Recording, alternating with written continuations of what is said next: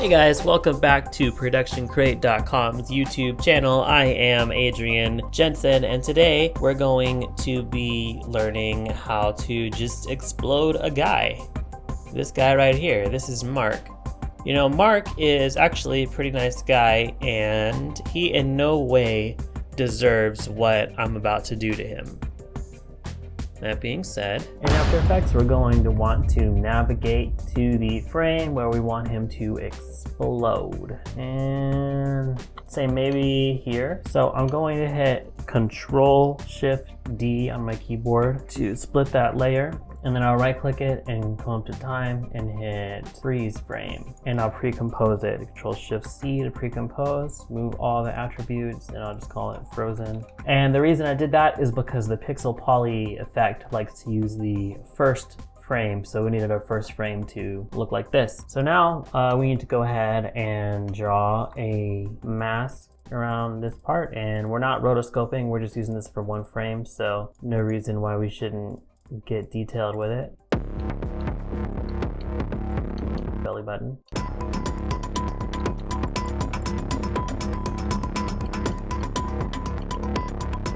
Belly button.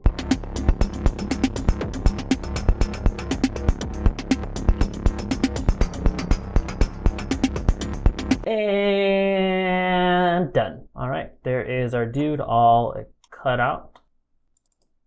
I'm actually, just to keep this clean, I'm going to hit Control X to cut that mask, go into the pre-comp, and just paste it onto the footage instead. So now we just have an image with an alpha channel here. We don't have it masked out. So I'm going to put the pixel poly effect on this. And we'll set our force to be, our force center, we'll set it to be like around the chest, and just see what that does. And let me turn off the sound for that.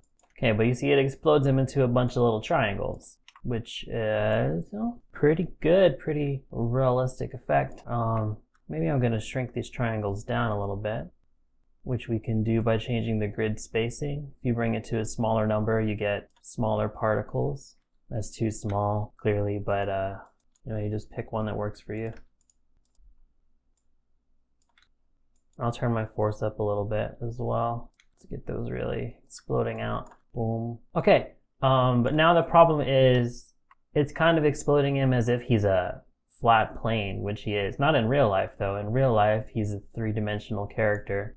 So really, we probably want more of these particles. So actually, I'm just gonna go ahead and duplicate this layer and change the grid spacing to a similar but different number. And maybe I'll do it one more again. Get some tiny ones in there. And now we have our fellow exploding into a bunch of teeny tiny pieces. But there's more pieces there to make it more believable that his body has volume to it, right? So I'm actually going to go ahead and pre-compose these again. Call it Explodey Boy. All right, and we have our boy exploding. So let's bring that back in time to where it's supposed to be. All right, and I'm just gonna go ahead and put a mask on this layer and kind of just cut this off where it starts to intersect with the ground. Bring my expansion in, feather it out.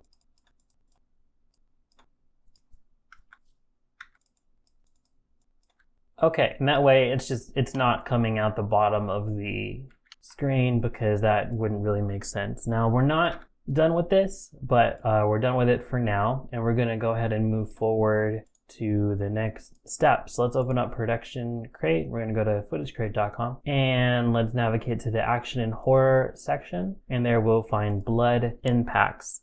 And we have these pieces of footage here with the words grounding in them. Bloodburst grounding 8, Bloodburst grounding 3, just any number you can think of. 7, sure.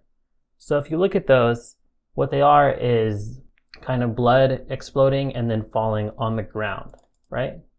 So that's cool. We just need a bunch of these. So I like this one. I like how this one just kind of pops up. And I'll just download a few of these. And I'll bring those into my project.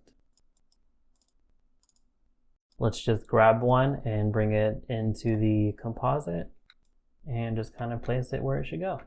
It looks good. It's landing on the ground like it's supposed to. However, it's kind of in slow motion comparatively, which is a good thing because the way to make things look bigger is to slow them down. So if you need this to be kind of a really big glob of blood, then you need it in slow motion. But for us, it's looking too slow. So I'm just going to go ahead and right click it, come up to time and hit time stretch. And let's just set it to a lower number. We'll start with 50 and see how that looks.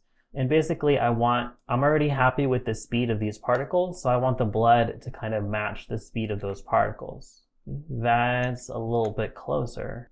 Okay, I'm super happy with that. It looks like it's not in the right spot though. It looks like it should kind of be behind the particles when it's actually in front. So this one will just move backwards. And there we go. And let's give it a quick color correction because it's looking a little bit saturated for this scene. So if we just go to the hue and saturation effect, we can just drop the saturation down a little bit. And also it's much sharper than this footage is. So we can just add a fast box blur to it, which as I understand it is the current best blur to use if you want a fast result on After Effects. So just blur it out a little bit. That's way too much. That's way too much. That's way too much. Okay, it looks like 0.1 was the number for us. So real subtle blur. And there we go. Now since we already did some stuff to this, we sped it up and we blurred it. And we know we're going to want to do that to all the blood elements. Here's a quick trick. This is why I kind of skipped a few steps and did this stuff now instead of later, because now when I go to duplicate this layer, if I want to add in another blood, I'm going to grab a different clip. In this case, it'll be number 8. I'm going to hold down Alt and bring that in and drag it over my duplicate. And now it has replaced that clip with another clip, but it's still sped up twice as much and it still has our saturation effect on it. So now this one, I'm going to bring above the Explodey Boy and see how that looks. This one, I feel like I might want to scale up a little bit. You know, that one's looking a little slow for my taste as well. So let's hit up that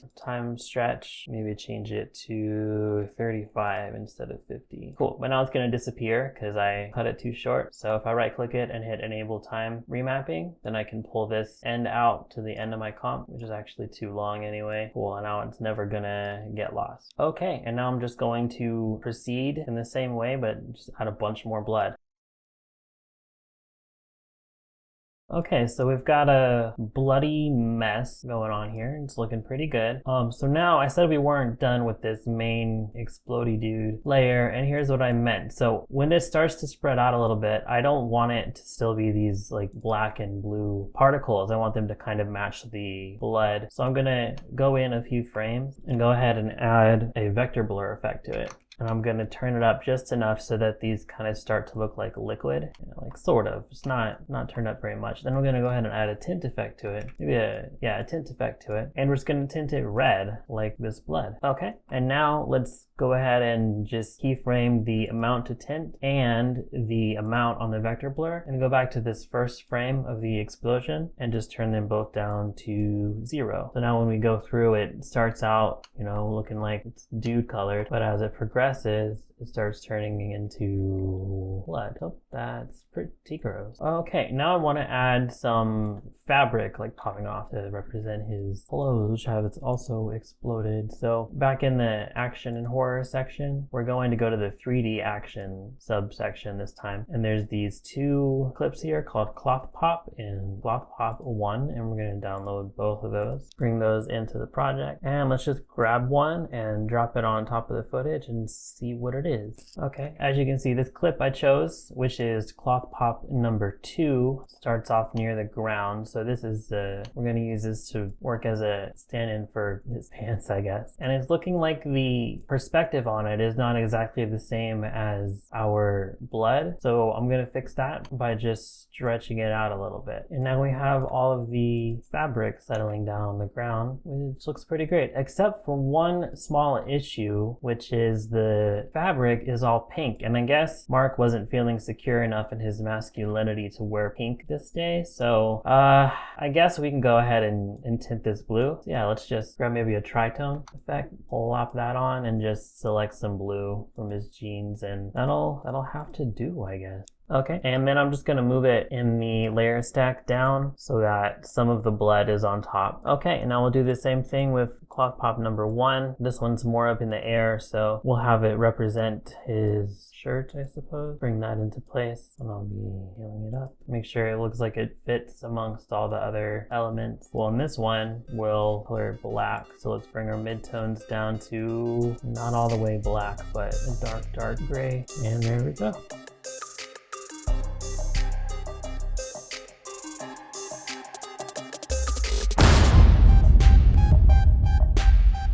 Now, our original concept for this tutorial was not just a generic explodey boy. We were actually going to mimic Rorschach's death scene from Watchmen. Which, by the way, in my mind, whenever I think of that scene, you know how he kind of just explodes into a bloody mess? When I remember it, the blood on the ground forms a Rorschach pattern. But that doesn't actually happen in the movie. I just kind of made that up, I guess. Does it happen in the comic book? I don't know. But anyway, the major difference between that and what we have here is that we need to add some light. It's rays of light coming out, and we need a little bit of a initial explosion. Right now, we have a lot of layers. I mean, not an obscene amount, but we can clean this up a little bit with some pre-comp. So that's exactly what I'm going to do. So I'm going to take everything above the main explosion layer, and I'm just going to pre-compose all of that. We'll just call it explodey top, and I'll pre-compose everything below it except for the clean plate footage. We'll call that explodey bottom, I guess. That's a really bad name. I'll do it anyway. Let's go to production crate and let's find something we can use for our main explosion. We can go into the explosions section, just have a look around. We also have this muzzle flash section, and then some of the older effects down here, and there's actually this one I like. Maybe that one will work for us, the muzzle flash shotgun. So let's just bring that in, and we'll have it start before the actual explosion and set it to an add transfer mode or maybe a screen transfer mode. Cool, and I'll leave that how it is for now. The other thing we need is like some light rays coming out of the body as it explodes, and here's how I'm going to do that. I'm going to duplicate my explodey top, I'll solo it, and I'll fill it with black. And then I'll also make a new solid, which will be white, and I'll put that under it. And just kind of draw a mask like in the middle here, feather it out. And then maybe I'll animate the opacity over time to just fade it away.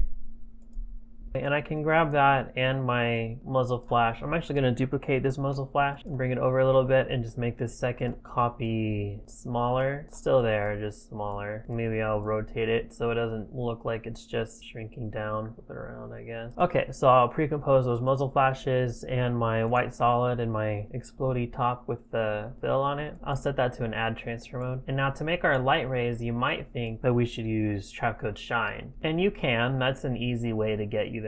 But since Shine is a third-party plugin, I'm actually going to provide you with an alternate method. So I'm actually going to use, let's try a radial blur. If we use CC Radial Fast Blur, we can set our zoom to brightest, and that way it'll kind of preserve these edges here instead of just making them fade away. There's a bunch of radial blurs though. If we use CC Radial Blur instead, there's also these other options here, like faded zoom, straight zoom. So I think actually using the CC Radial Blur on the straight zoom setting might be the way to go. And as our white layer fades out, we can turn our blur up, I think. So maybe around here, we'll have it at about 120. And if we go back to the beginning part where we have this initial flash, we can just bring it down to 0. There also is a built-in effect called light rays that we could possibly try out.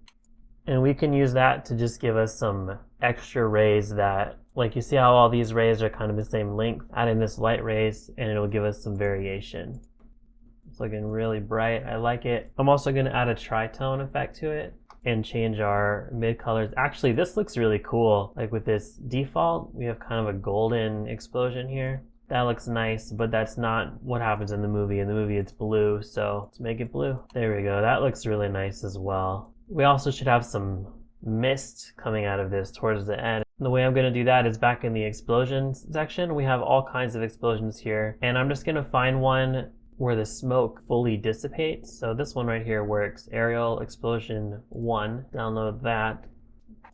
I'll bring it into my composition, turn off my glowy part, and I'll put it between my explodey top and bottom, and I'm going to cut off the part with this fire here. So I'm just saving the part with the smoke, and I'm going to color it red also, just like the blood. Get that in place and see how it looks.